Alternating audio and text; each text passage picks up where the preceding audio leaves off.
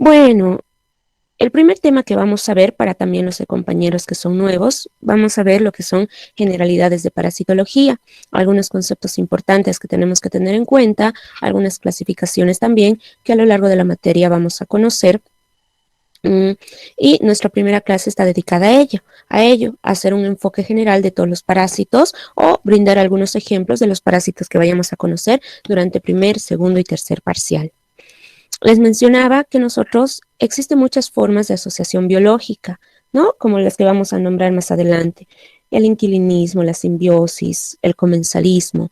Más sin embargo, en nuestra asignatura, la asociación biológica que vamos a conocer a fondo va a ser el fenómeno del parasitismo. Es decir, como decía el video, ¿no?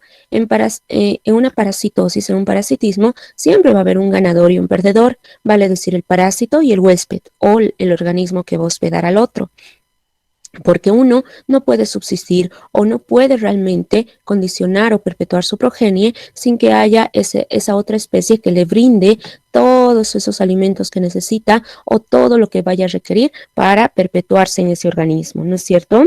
Entonces, tenemos que tener en cuenta que siempre va a haber un parásito que va a conseguir alimento. ¿Alimento de quién? Alimento del huésped. Cuando hablemos de cualquier enfermedad parasitaria y como nos decía el video, ¿no?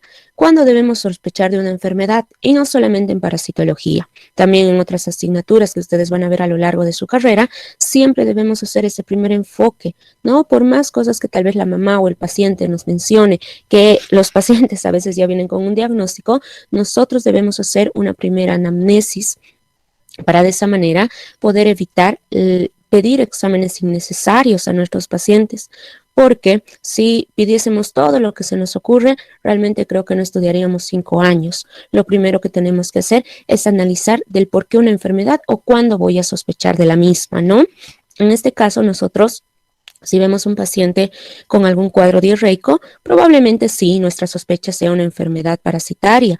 Más sin embargo, ustedes saben que no solamente es producto de parásitos. Un cuadro diarreico puede ser producto de muchas bacterias, puede ser producto de virus, y tenemos que enfocar algunas preguntas tal vez dirigidas a nuestros pacientes.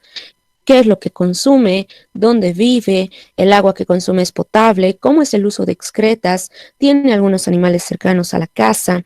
Entonces nos hacemos ciertas preguntas, además de preguntar si probablemente un integrante de la familia tiene, ¿no? Tiene esa patología. O en defecto, también podríamos decir si el niñito exclusivamente está en la casa o si va a algún recinto, alguna guardería, algún colegio, que es muy fácil la transmisión de algunas parasitosis. Entonces siempre vamos a dar ese primer enfoque, preguntar qué hace, qué come, antecedentes tal vez de enfermedades previas, ¿no? Y de esa manera tal vez sí podamos pedir alguna prueba de laboratorio que nos permitan confirmar o destacar la sospecha. La mayoría de los pacientes que vienen con un cuadro parasitario inicial, tal vez, siempre manifiestan una clínica característica, o sea, este cuadro diarreico o en sí algunos cuadros graves ya vienen con otra sintomatología que no nos orienta precisamente a una infección de este tipo. Pero la prueba que más se utiliza en parasitología es el coproparasitológico, ¿no? Que tal vez es de lo que nos hemos perdido en laboratorio. Eso es lo que hacíamos, coproparasitológicos, para poder observar los huevos, los quistes de algunos parásitos, que tal vez la primera clase era para ustedes realmente llamativa, les gustaba, ¿no? Y toditos traían sus muestras de heces, pero yo misma me di cuenta después que les decía entre 10, solo traigan una muestra, no traigan más, porque como ustedes saben, tiene un olor característico y además tampoco es que se necesita mucho de la muestra, porque muchos parásitos solamente deben ser evaluados por gramo de S, es decir, que con que la muestra sea del tamaño de la pepita de un durazno es suficiente porque no se usa más, ¿no? Eso siempre recomendar pues a los pacientes. Hay muchos que llenan el botecito, ¿no? El bote de muestra para poder llevar al laboratorio. ¿Qué medidas preventivas recomendar? El video también nos decía al finalizar, es importante tener control, pues si el niñito está gateando, qué se lleva a la boca, en dónde lo está haciendo, para que de esa manera podamos nosotros evaluar si podríamos evitar, y obviamente que sí, sí lo podríamos hacer, aunque para muchas personas es inevitable tener control estricto de sus niños. ¿Por qué? Porque están trabajando, dejan al niño a la deriva, el niño come lo que está a la mano, las manos están sucias, las uñas no están cortadas, y recuerden pues que la principal vía de transmisión de muchas parasitosis es la vía fecal-oral, aunque no es la única, pero es la principal. ¿Qué indicarle a los familiares y contactos? Pues es muchas parasitosis, por ejemplo, los oxiuros, que tal vez muchos durante la infancia han tenido. Es muy fácil que se pueda transmitir de persona a persona. Son parásitos que se quedan en la ropa, son parásitos que al sacudir las sábanas se quedan en las alfombras, se quedan en las cortinas, es más, se pueden quedar pegaditas a la taza del inodoro y de esa manera sus contactos obviamente fácilmente podrían adquirir la parasitosis, ¿no? Entonces es bien importante tal vez hacer todas estas preguntas para que nosotros podamos orientarnos hacia un mejor diagnóstico, ¿ya? Cuando avancemos tema no me van a preguntar nada de esas cosas, ni grupos de WhatsApp, ni nada. Todo se realiza al finalizar la clase, ¿ya? Al finalizar la clase. Entonces nosotros tenemos que hablar de muchas asociaciones biológicas, que en nuestro caso, pues, probablemente tengamos siempre asociaciones homoespecíficas en vista de que estamos constantemente asociándonos entre seres, entre nosotros, que somos seres de la misma especie. En tanto que muchas otras asociaciones que tal vez ustedes ya han visto en microbiología 1, las han ido nombrando, vamos a hablar de las asociaciones heteroespecíficas. Como su nombre nos indica, distinto. Es decir, encontraremos dos especies, pero distintas, en donde es importante saber que en algunos casos van a existir uno de los organismos, una de las especies o de los seres va a aprovechar el alimento de tal vez de uno de los seres superiores. Y en otros casos, básicamente, no existe beneficio, pero tampoco existe esa pérdida del otro ser, ¿no? En este caso vamos a nombrar tal vez algunas, pero les repito que lo que nos importa en nuestra materia es el parasitismo. ¿Cuándo vamos a hablar de organismos comensales? Hablamos pues de organismos comensales siempre y cuando tengamos dos especies. Estas especies pueden ser distintas, obviamente, porque deben ser distintas. Estamos hablando de asociaciones heteroespecíficas. Pero tenemos dos en donde solamente una obtendrá beneficio, solo una obtendrá el beneficio. ¿Y el otro sufrirá daño o no? No, doctor. No, Fran, no sufre daño, ¿no es cierto? No sufre daño porque si nosotros dijéramos asociación entre dos especies, una de ellas saca beneficio y el otro sufre daño, ¿estuviéramos hablando de comensalismo o de qué estuviésemos hablando? De parasitismo sería, doctor. Correcto, Brenda, muy bien. Estuviésemos hablando de parasitismo. Entonces todo el concepto cambia por más que solamente se haya cambiado un pequeño segmento del párrafo, ¿no? Comensal, dos, de distinta especie, uno beneficiado, pero el otro no es perjudicado. En cambio, cuando hablamos del término, y aquí obviamente muchas especies pueden condicionar un comensalismo, ¿no? Pero no podríamos hablar de una asociación estricta neta, pero en una simbiosis básicamente nos dice, también tenemos, ¿no? Dos especies distintas, de distinta especie. ¿El beneficio para quién es en simbiosis? El beneficio es mutuo, doctor. Javeira, correcto. El beneficio es para los dos y no pueden vivir sin esa asociación. Sí o sí deben de estar juntos para subsistir, deben de darse en algún momento ese tipo de interacción para que a la larga sí puedan tener beneficio ambas partes, pero no pueden vivir solitas. Son como, algunas veces les decía en la universidad, ¿por qué no dejan de vivir en simbiosis? Habían algunos estudiantes que siempre andaban juntos, ¿no? Y les decía, si se separan, ustedes se mueren. Les decía, sí, doctora. Pero, ¿qué van a hacer cuando lleguen a internado? Los van a separar. Decían, no, vamos a hacer todo lo posible para seguir juntos toda la vida. Bueno, vivirán en simbiosis toda la vida probablemente, porque en una simbiosis necesitan subsistir ambas especies, de lo contrario no existe subsistencia para esta. Deben asociarse estricta y obligatoriamente. Ya, en cambio, un comensalismo no necesariamente debe ser estricta porque recuerden que solamente una de las especies recibe el beneficio. En un mutualismo, como dice pues su nombre, ahí está, ¿no? Los dos reciben beneficio y no necesariamente tiene que ser tampoco estricta y obligada.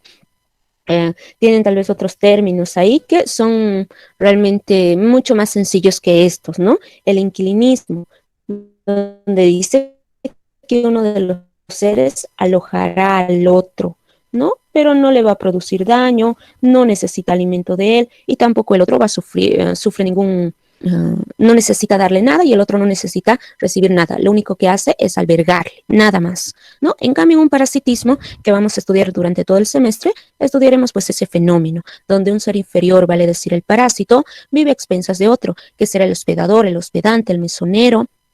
Puede recibir muchos nombres, ¿ya? Entonces, en su parcial, generalmente les pongo el concepto y les menciono, ¿no? No hay muchas preguntas de este tipo, pero si les sale, por suerte, entonces ustedes ya saben cuáles son las asociaciones más importantes, que ya las estamos repasando, porque estoy segura que en micro 1 también ya las vieron. La nomenclatura parasitaria es importante conocerla jóvenes, como ustedes o como yo. Bueno, yo solamente tengo un nombre, ¿ya? Pero aquí debe haber muchos que tienen 2 nombres, hay algunos que tal vez tienen 3 nombres, tenemos un primer apellido, segundo apellido, en fin. Los parásitos de igual manera se nombran siguiendo una clasificación de mayor a menor, porque pertenecen a un reino, un filo, clase, orden, familia, género y especie. Más sin embargo, para no complicar la existencia, la vida de cada uno de ustedes, siempre vamos a tratar, siempre vamos a memorizar lo que va a ser el género y la especie desde el inicio. Pero a medida que vayamos leyendo los capítulos, nos vamos a dar cuenta que también podemos aprender cada una de estas clasificaciones, ¿ya? Porque en algunas es importante, pertenecen muchos parásitos de los que vamos a ver a la misma especie, al mismo reino, a la misma familia. Entonces, vamos a asociar ciertas características. Más sin embargo, hasta ahora aprendamos género y especie. ¿Y cómo las vamos a nombrar? Por su nombre científico se expresa pues en 2 palabras, que en todos los libros los nombres de los parásitos, por consenso, aparecen en cursiva. La primera palabra que se designa es el género y la segunda es la especie. De la primera, que es el género, la primera letra siempre debe ir en mayúsculas y las demás en minúsculas, incluyendo la especie, ¿ya? ¿Y cómo se las vamos a designar? Aquí tenemos un ejemplo. Ascaris lumbricoides, de las amebas. Entamoeba histolítica, de la Yardia. Yardia lamblia, Strongyloides stercoralis, Taenia solium. Entonces, siempre desde ya vamos a empezarlos a conocer a los parásitos por el género y especie. Si yo en su repaso les pregunto, mencione cómo se designa a la especie de las amebas, ¿ustedes cómo anotarían? Entamoeba histolítica. Mal, pues, porque no han seguido regla de examen y además ni siquiera han puesto. ¿Qué les he preguntado? A ver, ven, por eso se apresuran y ahí pues ya solo tienen una oportunidad para responder. Mencione la especie de las amebas. A ver, escriban y les voy a decir si les va a salir bien o les va a salir mal.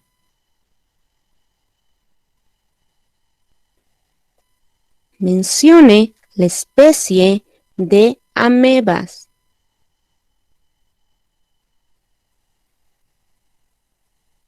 Pero si la respuesta se las acabo de dar.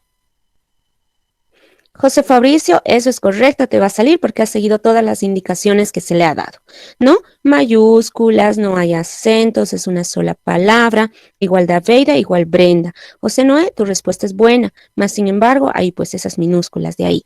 Van a tener cuidado, Daveida, Brenda, Lady, que me han respondido también ahí en las palabritas, en el libro no está con esa I. En el libro, la especie de amebas se escribe como escribió Fabricio. Obviamente, si me dice un doctor es una I, deja de ser la especie, ¿no? Entonces, siempre como esté en su texto, así vamos a ir respondiendo, ¿de acuerdo? Pero para los que están, pues es fácil el examen y ni siquiera se toman la molestia de escribir, pues de verdad, yo espero que les vaya muy bien. Otro detalle, ¿ya? Los grupos más importantes que vamos a estudiar durante este semestre los vamos a clasificar en 3. Durante el primer parcial estudiaremos lo que van a ser los protozoos, durante el segundo parcial generalmente estudiaremos lo que son los helmintos y durante el tercer parcial nos dedicaremos al estudio de los artrópodos, ¿no? Esa va a ser nuestra grande clasificación que ahora vamos a ver.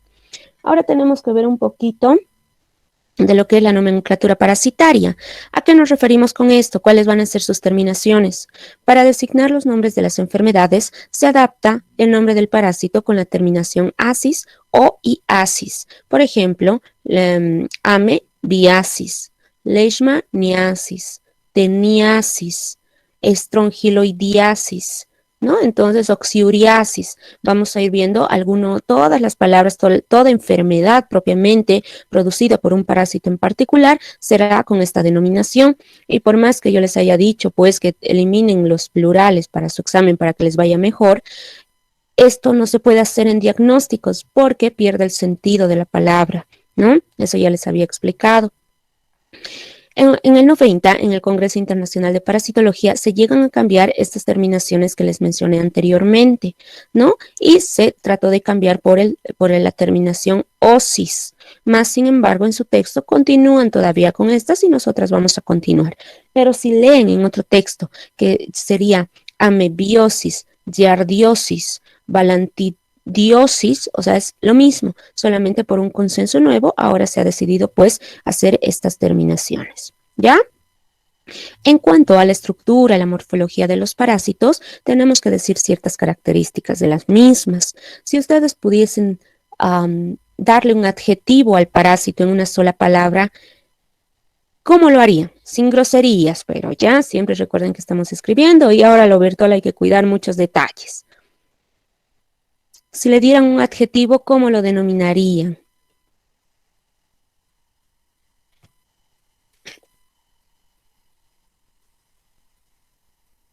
A ver, les espero.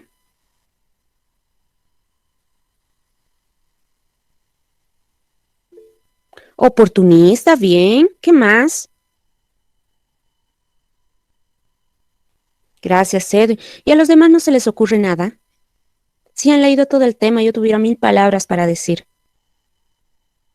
Adaptativos, ya. Mortales. Aunque nuestros videos sean de ese tipo, ¿no? Parásitos asesinos, muchos de estos pues no son tan letales como tal vez imaginaríamos. Invasores, sí, correcto. ¿Qué más tienen por decir?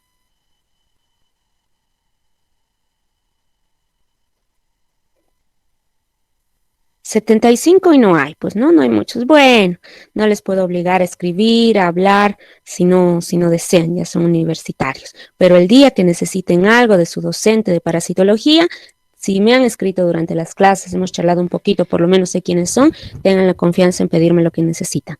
De lo contrario, pues no se les ocurra, ¿ya? Aunque no todos los adjetivos que le hayan dado a estos animalitos, sí, dependientes, sí, ¿no?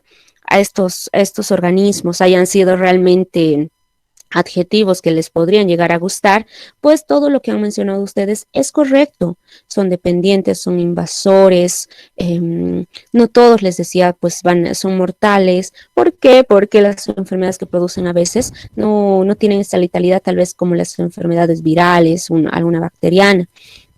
Son agresivos en algunos casos, claro que sí, son agresivos y también depende pues de las cualidades del huésped. Más sin embargo, a pesar de su simplicidad, son realmente simples, ya son simples, aprovechan, eso lo sabemos todos, a pesar de no tener estructura, morfología compleja, estos llegan a aprovechar todo lo que hacemos. Es más, ni siquiera pueden digerir su propio alimento. Esperan que ya haya alimentos digeridos para empezar a consumirlos, ¿no? Los parásitos, pues a lo largo de la historia han ido sufriendo transformaciones morfológicas. ¿Para qué? Para que tengan esa capacidad de adaptarse a la vida que les tocó vivir. Tampoco son culpables. Es como si en otra vida nosotros naciéramos como parásitos, ¿no? Se han ido adaptando para subsistir. Eso les ha obligado la naturaleza. La mayoría de los parásitos que vayamos a ver durante este semestre no poseen órgano de los sentidos, el sistema nervioso es realmente rudimentario y vean cómo cargan esa capacidad para adaptarse poco a poco, para a veces ser imperceptibles a que el huésped reconozca la existencia del parásito en su interior y pueda vivir muchos años con el mismo. El aparato digestivo, les decía, está adaptado para la absorción de alimentos ya digeridos. Ni eso pueden hacer. Hay parásitos que tienen formas larvarias. En el caso del Strongyloides, por ejemplo, que vamos a ver durante el segundo parcial, Strongyloides stercoralis tiene dos tipos de larvas. La larva filariforme, y la larva rhabdiforme. La primera que he nombrado ni siquiera tiene cavidad bucal, no busca alimentarse. Lo único que busca es invadir al huésped y muchas veces este busca a lo que van a ser todas aquellas personas que caminan descalzas en las zonas tropicales por lo general se introducen por medio de los espacios interdigitales para llegar a lo que van a ser algunos capilares y de ahí empezar a visitar algunos órganos y desencadenar pues la clínica que vamos a conocer en esa parasitosis, ¿no? Entonces realmente su sistema digestivo es rudimentario, no es maravilloso como esperaríamos. El aparato circulatorio, respiratorio, de excreción son simples también. Es importante mencionar que uno de sus sistemas está totalmente desarrollado y ha presentado muchos cambios, teniendo la capacidad de producir muchísimos huevos, muchísimas larvas, ¿no? Hay parásitos, el ejemplo que estábamos viendo anteriormente, el del Ascaris lumbricoides, es un parásito que tal vez todos han llegado a conocer, ¿no? Bueno, no a ese parásito, pero sí a alguien que se parece mucho a la lombriz de tierra, todos tal vez en alguna oportunidad han visto. Es un gusanito redondo, el cual probablemente no tiene la gran, no es lo que uno esperaría ver en un parásito, pero se parece mucho. ¿Y cuántos huevos puede llegar a poner este parásito por día? Pues ahora les daré el número porque es uno de los parásitos que más huevos pone, ¿no? De los que vamos a ver. 200,000 huevos diarios. Vamos a conocer también otros, y es grande, ¿no? Este parásito, 25, 30 centímetros. En tanto que vamos a conocer otros parásitos que son más chiquititos, las uncinarias, pequeñitos, 1 centímetro. Pero estos parásitos también ponen una gran cantidad de huevos, entre 25,000, 10,000 huevos diarios. Entonces está muy desarrollado. Por eso es que les decía que al paciente siempre hay que explicarle que no es necesario que traiga una gran muestra de heces, con que traiga pues una porción semejante a lo que es una pepita de durazno, suficiente.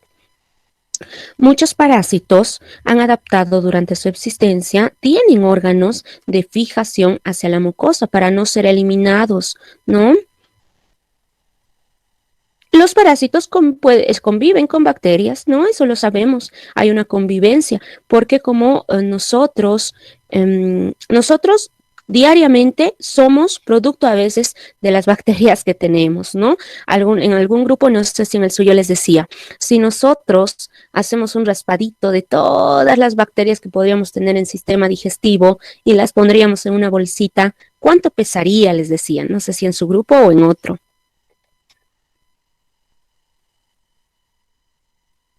En otro. ¿Cuánto? Pero eso dice su libro de micro, ¿o no dice? ¿O me invento? ¿Apostamos? ¿Dice o no dice su libro ese dato que tal vez es un dato curioso, es un dato que debería llamarnos la atención para empezar a conocer pues todo este mundo de la microbiología? ¿Dice o no dice su libro ese dato?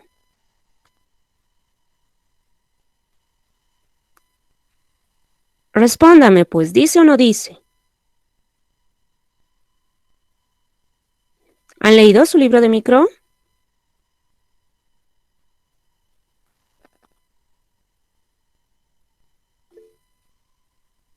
Si nadie está hablando, pueden hablar directamente, ¿ya?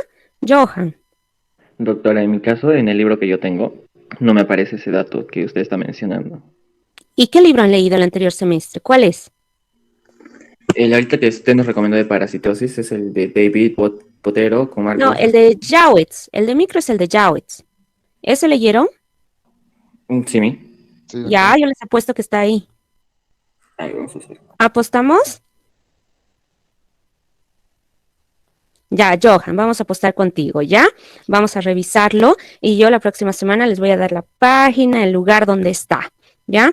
Sin gel en 1 kilo y medio. Sí, eso nos dice su libro.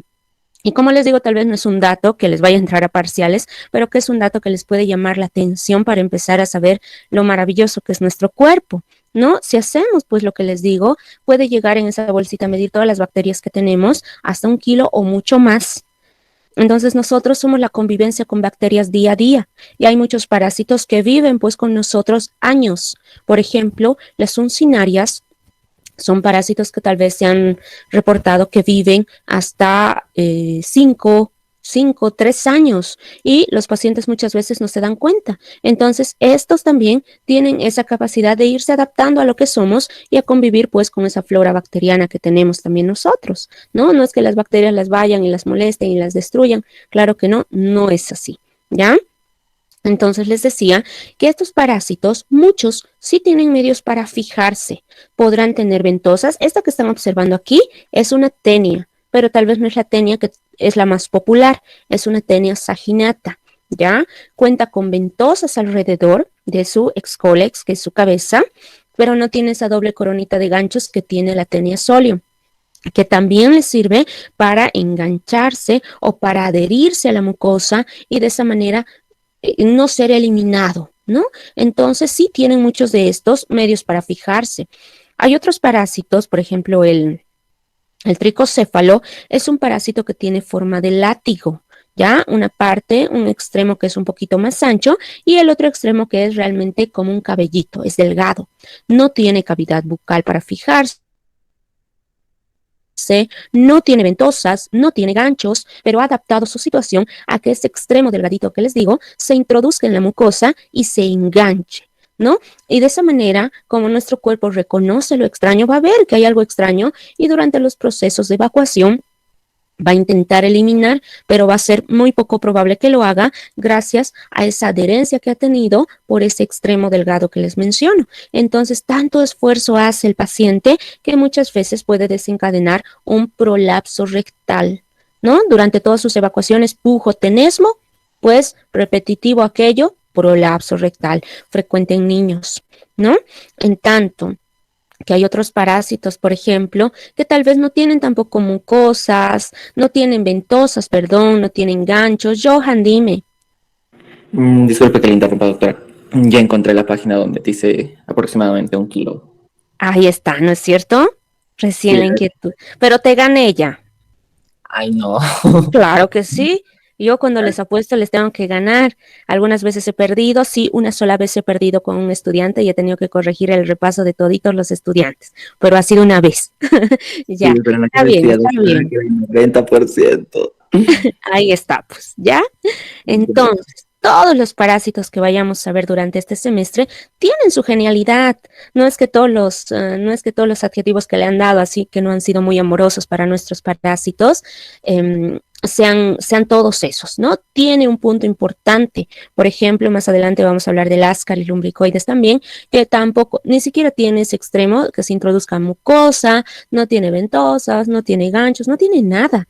Pero ¿cómo subsiste dentro de nosotros? Subsiste dentro del organismo humano gracias a que son parásitos de musculatura fuerte. Son gorditos, se enrollan unos con otros y forman una especie de bolsa de gusanos, ocasionando pues finalmente lo que van a hacer en algunos pacientes obstrucciones intestinales, que son consideradas emergencias médicas. ¿Ya? Entonces, sí, todo lo que les han dicho a mis pobres parásitos es correcto, pero también tienen su plus, ¿ya? También tienen algo de geniales dentro de términos de parasitología. Obviamente a nadie le va a gustar tener un parásito, a nadie, pero sí tienen algo de espectacular, igual que los virus, igual que las bacterias. A la microbiología hay que encontrarle lo bonito para que de esa manera nos llame la atención, ¿no? A los parásitos los vamos a clasificar de distintas formas. Esta imagen se las voy a hacer grande. Si alguno le quiere sacar una captura de pantalla y lo envía a su grupo, está perfecto, ¿ya? Como les dije, vamos a estudiar 3 grandes grupos de parásitos.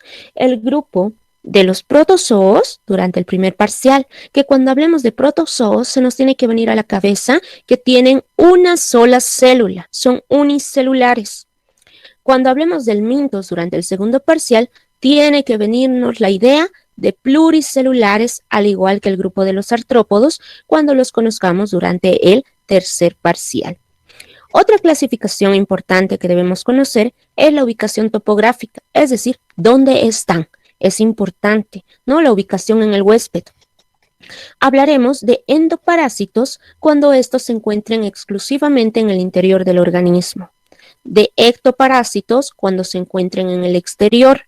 Es decir, en lo primero siempre hablamos de una infección y en lo segundo generalmente nos referimos con la palabra infestación. Es más, si nosotros hacemos referencia a infección y enfermedad, muchas veces se define el término de infección parasitaria cuando tenemos al parásito, pero no siempre vamos a manifestar síntomas, ¿no? Les decía que hay muchas personas asintomáticas que pueden tener amebas y no presentan nada.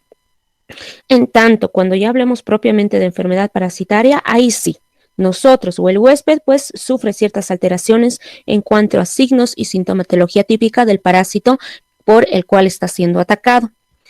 Hablaremos del término mesoparásito cuando una porción del parásito esté en el interior del organismo y una parte esté en la parte y una porción esté en la parte externa, ¿ya? La ubicación en órganos y sistemas también tenemos que conocer perfectamente si hablamos de enteroparásitos, de histo en algún tejido, obviamente, si está en la sangre, hemoparásitos, y muchas veces también se sigue nombrando la palabra ectoparásitos porque no está en ningún tejido interno, pero sí es una parasitosis que ha invadido al huésped, pero en su parte externa. Taxonómicamente existe su clasificación, les dije reino, filo, clase, orden, familia, pero nosotros los vamos a nombrar específicamente con género y especie. A ver, les vuelvo a preguntar, mencione el género o la especie del parásito Ascaris, de una ascariasis. Mencione la especie de una ascariasis.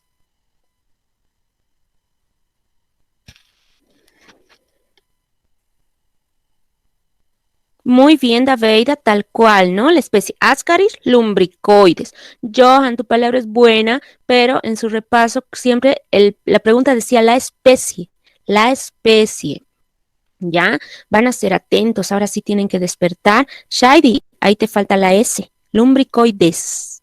Esa es la especie, ¿ya? Bien, Franz, Diego también, Alexander, ahí está, perfecto, ¿ya? En los repasos lo más importante es que sean atentos, Otra forma de clasificarlos va a ser por el grado de parasitismo, ¿ya?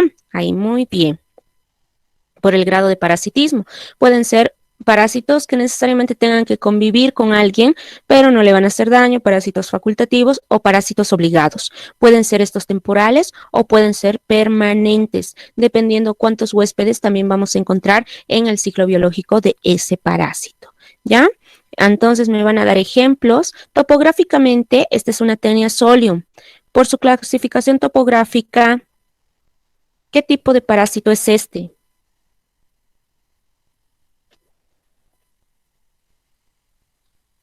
Por clasificación topográfica. Muy bien, Juan, es un endoparásito, Brenda, endoparásito. Si aquí les tengo otra imagen, por clasificación topográfica. Este de aquí, ¿qué sería? Este que es de blanco.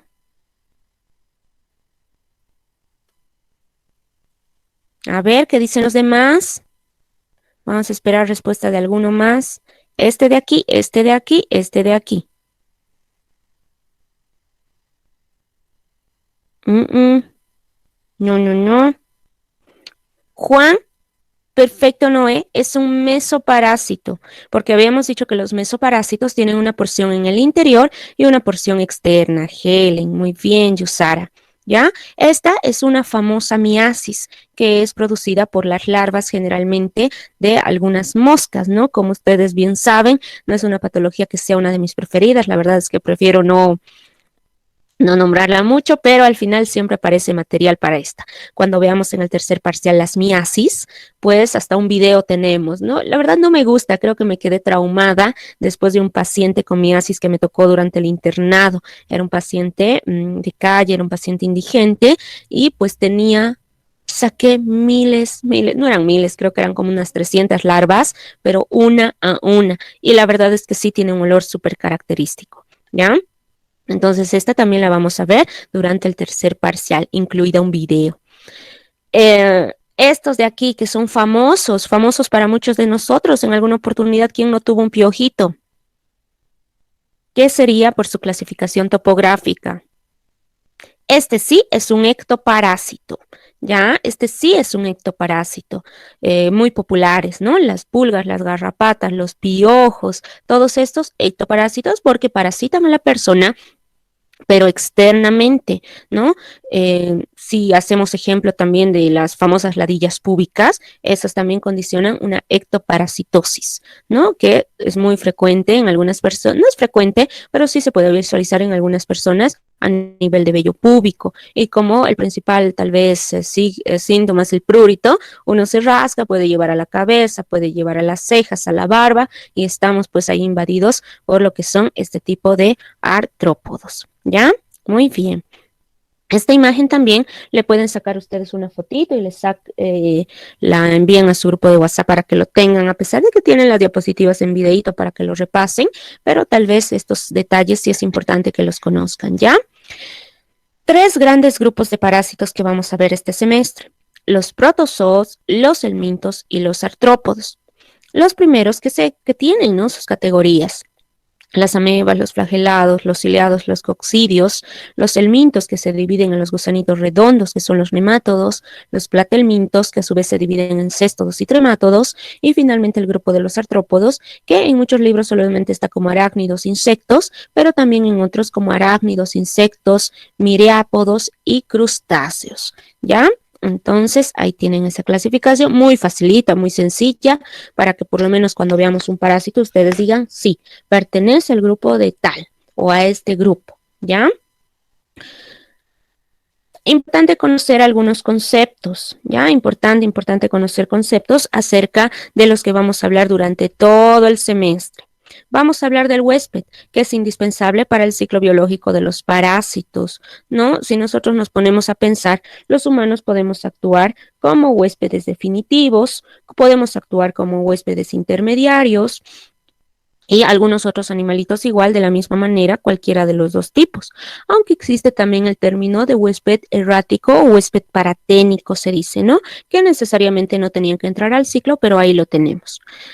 Se llama o puede denominarse también huésped, hospedador, hospedante, mesonero, y es aquel organismo que va a albergar, les decía, al otro en su interior. Vamos a hablar de 2 tipos. Todavía no vamos a hablar de grupos de WhatsApp. Luego, ya al finalizar clase, vamos a hablar nosotros de, por ejemplo, si hablamos de huésped definitivo, eso quiere decir que ese huésped albergará al parásito ¿en qué estado? Cuando ya llega al estado adulto, doctora. Correcto, cuando ya llega al estado adulto, Alison. En cambio, cuando hablemos de un huésped intermediario, quiere decir que vamos a encontrar al parásito en sus estadios larvarios. Cuando hablemos de huésped definitivo, hablaremos de una reproducción ¿de qué tipo? ¿Sexual? Sexual, correcto. Y cuando hablemos de un huésped intermediario, hablaremos de una reproducción asexual. Sí, y es importante cuando veamos algunas parasitosis ya durante el primer parcial, se van a dar cuenta que durante la reproducción sexual suele pasar más rápido, ¿no? Eso es lógico. La reproducción asexual también va a desencadenar pues la existencia de progenie para el parásito, pero lo hace lento, de manera lenta. ¿Ya? Entonces no vamos a olvidar esos datitos de los 2 tipos de huéspedes. ¿Ya? Por ejemplo, si nosotros vamos a toxoplasmosis, ¿quién será el huésped definitivo?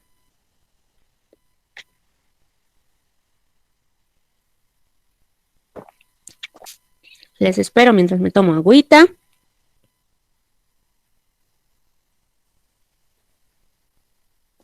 Cri, lo que se les ocurra, pues yo les voy a decir, está bien, está mal, no me voy a enojar.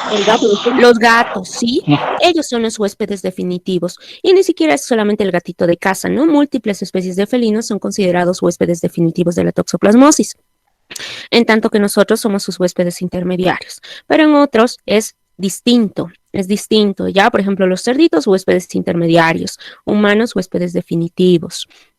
Es importante hacer esa diferencia. Y obviamente cuando veamos protozoos también vamos a ver esos detalles más a fondo. Ahora es importante que recordemos eso. Aquí tienen algunos conceptos que los vamos a leer para que les quede claro, ¿ya? A pesar que ya los hemos mencionado. Huésped definitivo designa a un ser vivo que es imprescindible para el parásito. ya que éste desarrollará principalmente su fase adulta en el anfitrión, es decir, en el huésped. Huésped intermediario, aquel donde el parásito solo vive una parte de su vida, porque estamos hablando de las formas larvales o las formas juveniles. Igualmente es imprescindible para el ciclo vital del parásito, ¿no? Porque si nosotros vemos, algunos confunden en que el definitivo es el principal, imprescindible, y el otro no, pero depende de la parasitosis que estemos viendo. Depende de la parasitosis que estemos viendo. Imagínense que en una toxoplasmosis no exista su huésped intermediario. No, pues no existe la parasitosis, ¿no? Depende de la enfermedad que veamos, debe de tener tanto su huésped definitivo, intermediario en algunos casos, en otros no tiene, como en las amebas, ¿no? No tiene, solamente existe ahí lo que va a ser el huésped definitivo.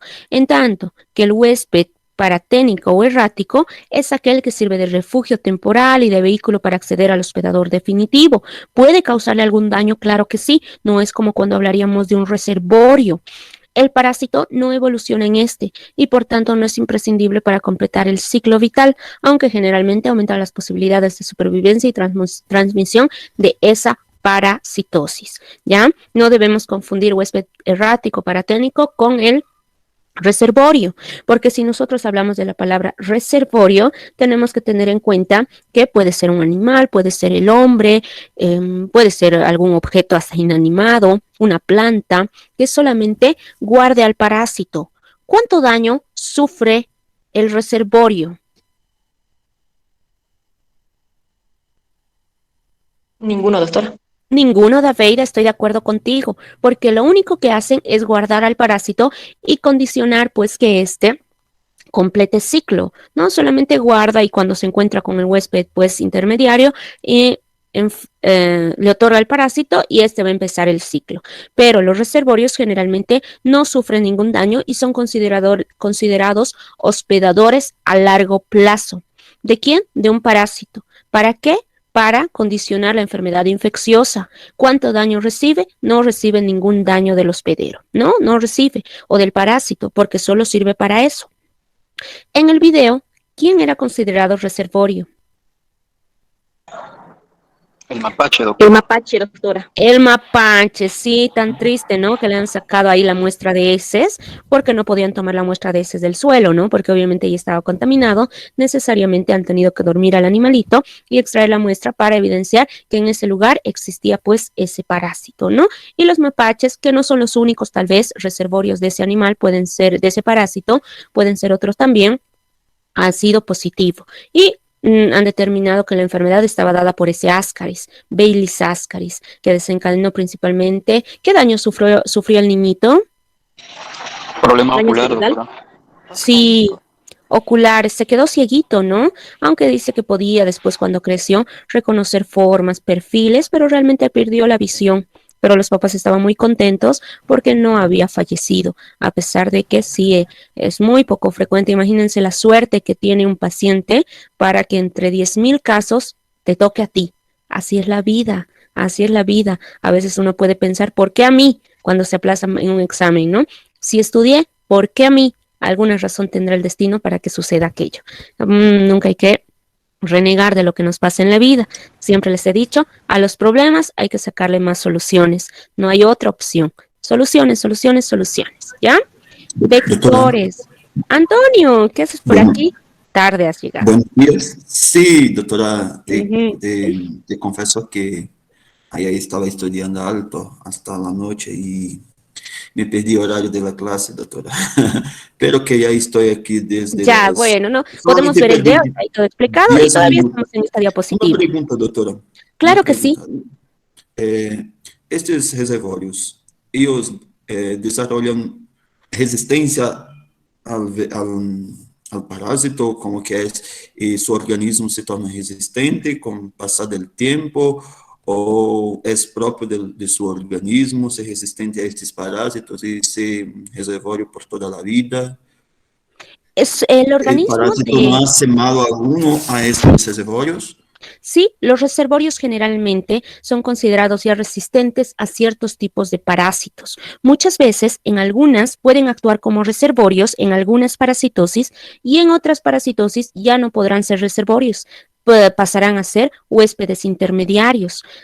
Depende del parásito que los invada y obviamente si no sufren ningún daño, sí tienen cierta resistencia al parásito. El organismo suyo está diseñado para aquello, ¿no? Para ser únicamente fuente de infección para uno de los huéspedes que vaya a encontrar en el camino, un huésped susceptible, solamente para eso. Pero les repito que no son vectores para todas las enfermedades. Para otras enfermedades sí pueden condicionar agentes de producir la enfermedad. ¿Ya? A ver, un ejemplo que tienen clásico por ejemplo, ¿no? La leishmaniasis. La leishmaniasis en algunos animalitos actúa, pues, busca un reservorio en un animalito muy conocido que ustedes, que lo tenemos en la casa. Hace pocos días era su día. Los perros. Los perros son reservorio de la leishmaniasis, pero no producen la clínica característica que puede llegar a producir en lo que va a ser en los humanos, ¿no? Desencadenar leishmaniasis visceral, leishmaniasis mucocutánea, no producen. En cambio, el perro, en otra parasitosis, sí se considera un huésped importante, ¿no? En la hidatidosis ya no pasa a ser reservorio, porque su organismo sí sufre daño por este parásito y condiciona a largo plazo lo que es el famoso quiste hidatídico. ¿Ya? Entonces pueden ser reservorios en alguna enfermedad, pero pueden pasar a ser huéspedes en otra. Eso también que quede claro, ¿ya? No es que son reservorios para todas, ¿de acuerdo? De acuerdo, De acuerdo. doctora, gracias. ¿Ya? Entonces sí puede surgir esa duda, ¿no? Para algunos no tienen esa susceptibilidad para el parásito, pero para otras sí manifiestan enfermedad, pero ya no son reservorios, son huéspedes, como en el ejemplo que les acabo de dar.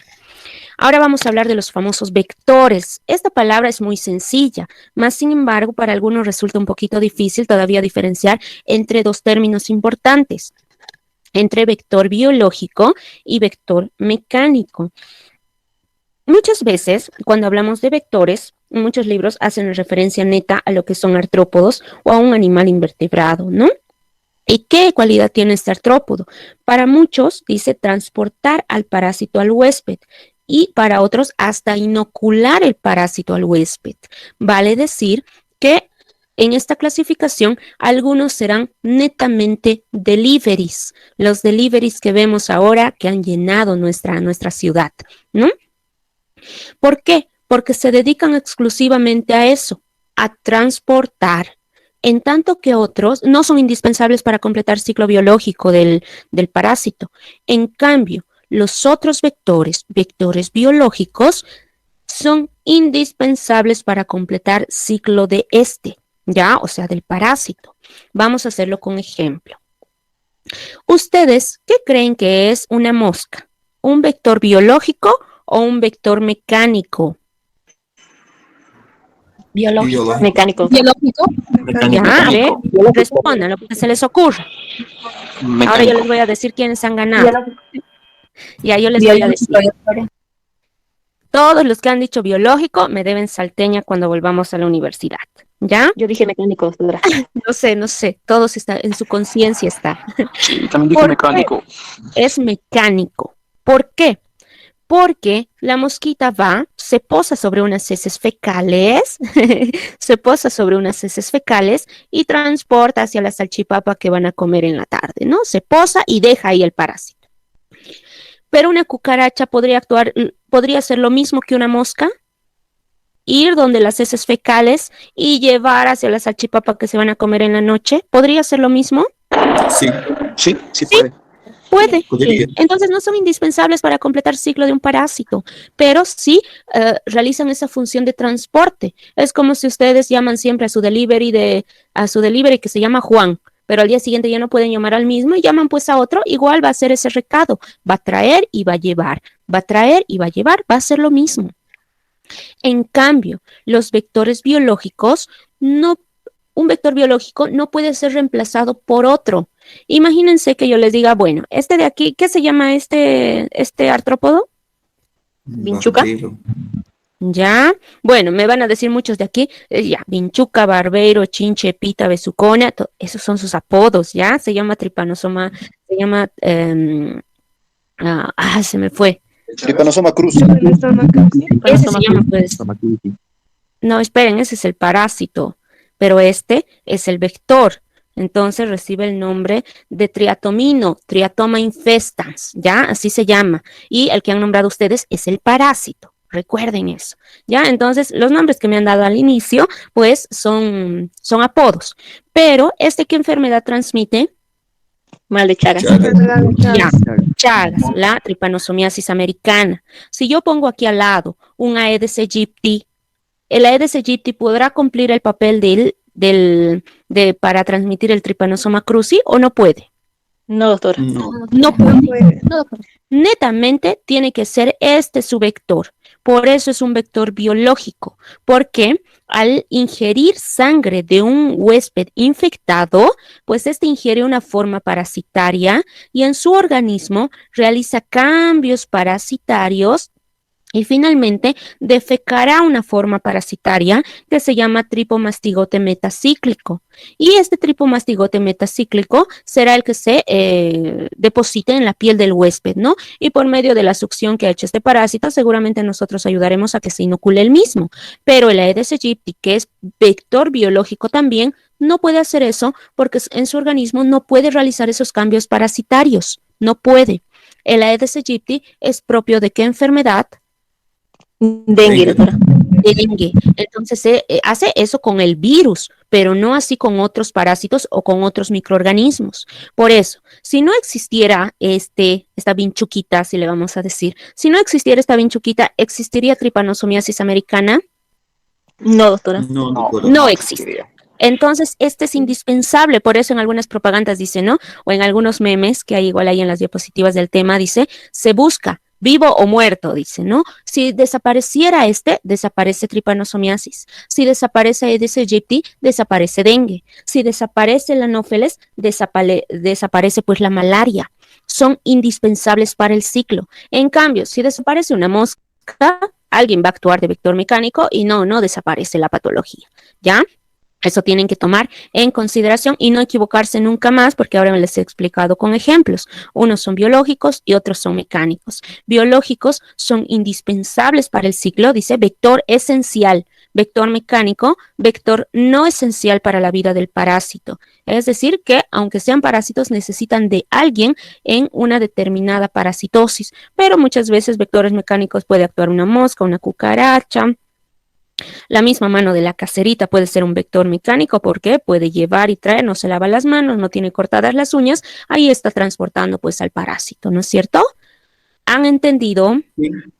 Hasta nosotros mismos podemos ser mecánicos. Sí, somos vectores mecánicos. Yo algunas veces les decía, ¿no? Yo les decía, pues antes, como dictaba materia de tercer semestre y cuarto, cuando empezó toda esta situación de la pandemia, les decía a los chicos y me miraban, ¿no? Doctora, ¿por qué nos mira raro? Y como ya les explicaba algunas cosas anteriores semestres, les decía, es que discúlpenme jóvenes, pero los veo como vectores biológicos. Y me decía, doctora, pero no hay controles pues en las fronteras, tal vez tienen hasta COVID. Y les decía, no tenemos, me dicen, pero realmente uno puede actuar como vector biológico en algunas enfermedades. A ver, nómbreme que sean vectores biológicos para alguna enfermedad, sea viral. Una viral podrían nombrar. El dengue, doctora. El dengue. Podemos, doctora, si tenemos un resfrío, una gripe, alguna cosa así, que es viral, nosotros podemos ser vector biológico porque este virus puede estar en nosotros y pasarnos para otros.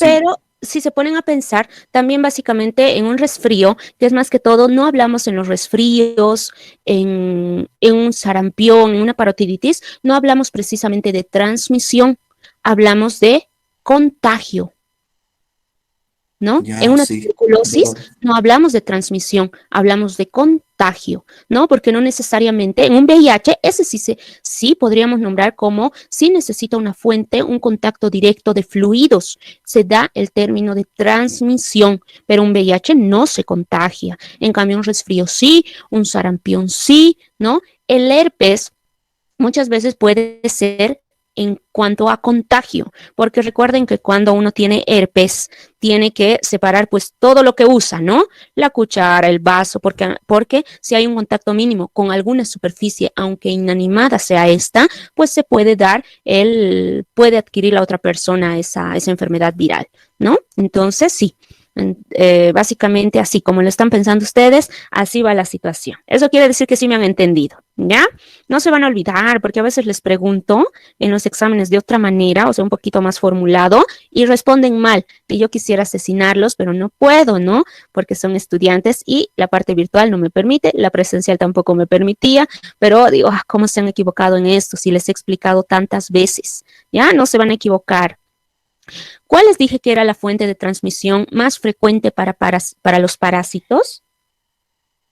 Fecal oral. Fecal oral. Es bien frecuente, por eso es bien importante andar pues con las uñitas bien cortadas, porque es fácil que uno transmita una parasitosis, ¿no? Imagínense que tienen oxiuriasis o un niñito tiene oxiuriasis, se rasca pues a nivel del ano un poquito porque el prurito es característico, hay un rascado y finalmente juega con el otro niñito o le da la mano a la mamá o le da la mano al hermano y pues el ciclo comienza, ¿no? La ingestión es clásica, muchas personas tienen la costumbre pues de andar picando un poquito en la tierra, geofagia, el contacto de persona a persona, la penetración, la inyección por parte de algunos parásitos como el tripanosoma, como para el tripanosoma cruzi y muchas otras parasitosis que siempre deben estar condicionadas entre lo que es el humano y algún tipo de animal, condicionando una zoonosis característica, ¿no? ¿Qué hora es? A ver, vamos a ver. Aguarden, 5 minutitos más, vamos a acabar estas 2 diapositivas, ¿ya? Ya les había explicado que el término de infección hace referencia más que todo a una colonización interna, de huésped, ¿no? Quiere decir que cada uno de nosotros podría tener el parásito, pero nos causa síntomas o signos. No, doctora.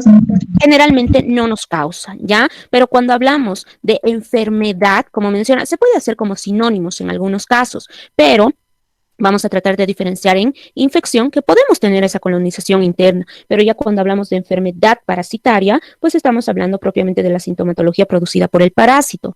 En tanto que cuando hablamos de una infestación, hablamos de una invasión de un organismo vivo, pero por agentes externos, es decir, una ectoparasitosis, limitándose pues a piel, mucosas y faneras. ¿Alguna vez tuvieron una ectoparasitosis, una infestación?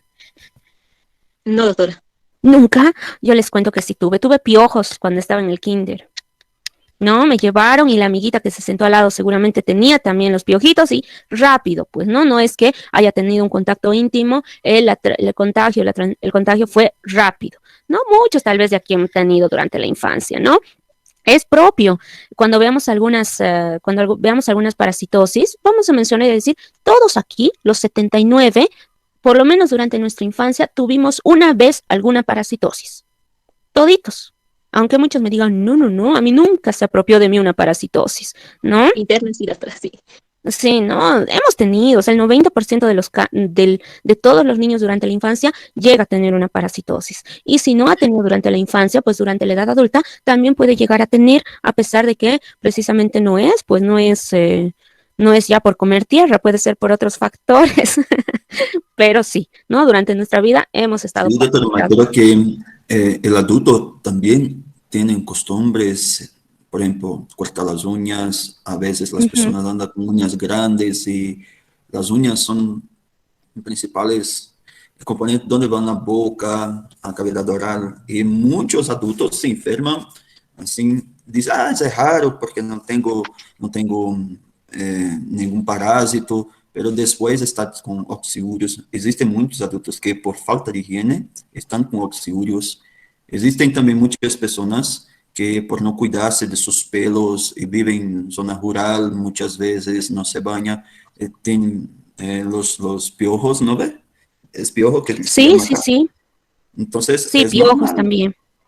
Sí, para muchos, ¿no? Pero como dice su compañero, pues sí, hay que seguir ciertas normas de higiene para evitar todo aquello. Es importante. Muchas veces es tal vez lo esencial para iniciar un proceso de prevención específica, ¿no? Para evitar las parasitosis. Aunque no crean, algunas veces yo en la universidad, como los trataba como a niños a los estudiantes, pues les hacía hacer una fila y alguna vez que vi a alguno de los estudiantes con las uñitas que estaban largas y ya pues universitarios ya no, decían, ¿no? Pero no, uno no va y le dice, oye tú, Juancito, fulanito, ¿por qué tienes delante de la clase? No se puede hacer. Como dice, ¿no? La educación se puede hacer en privado, pero ni siquiera lo hice. Les dije, la próxima semana les voy a revisar las uñas cortadas. Así que vengan y los que no las tengan, pues no les voy a dejar entrar a la clase, ¿no? Y ya todos me mostraban las uñas en la clase. Y realmente parte de uno que podamos ser preventivos para cualquier tipo de infección de este tipo. Yo soy un poco paranoica, creo mucho más desde que empecé a dictar microbiología 1, micro 2, parásito. Sí, me he vuelto un poquito más paranoica, pero creo que todo punto de prevención es bueno. Infelizmente, las chicas que acostumbram andar com suas unhas bellas, não é, pintadas, todas, infelizmente para a medicina, principalmente quem vai ser cirurgião ou vai usar guantes constantemente, não vai No se puede. No se puede. Yo les comenté en alguna oportunidad, también tuve la ilusión, ¿no? De tener pues las uñas largas, en medicina no se puede, siempre bien cortitas, y tuve relativamente, tampoco eran tan largas, y tuve algún turno. Entonces estaban limpias, eso quiero decirles, pero fue un turno y estábamos pasando el paciente de la camilla, de la camilla de la ambulancia hacia la de la clínica. Entonces ya estábamos pasando y de repente siento pues un dolor único y la uña, pues no estoy acostumbrada a tener las uñas largas y de repente pasamos y ya la uña voló, ¿no? Fue la única vez que tal vez tuve uñas largas y les digo que no es una experiencia muy llevadera para el personal de salud. Mejor tener las uñas cortitas, ¿ya? Y obviamente por estas cuestiones de higiene en parasitología también lo tenemos que hacer. Bueno, a ver qué hora es. Son las 9:01. ¿Tienen permiso? ¿Cuánto necesitan para ir a desayunar? 15 10 minutos. minutos. 10 minutos, sí, es correcto. Cuando se empiecen a portar bien, tal vez les dé algunos minutos más, ¿ya? A las 9:10 nos vemos.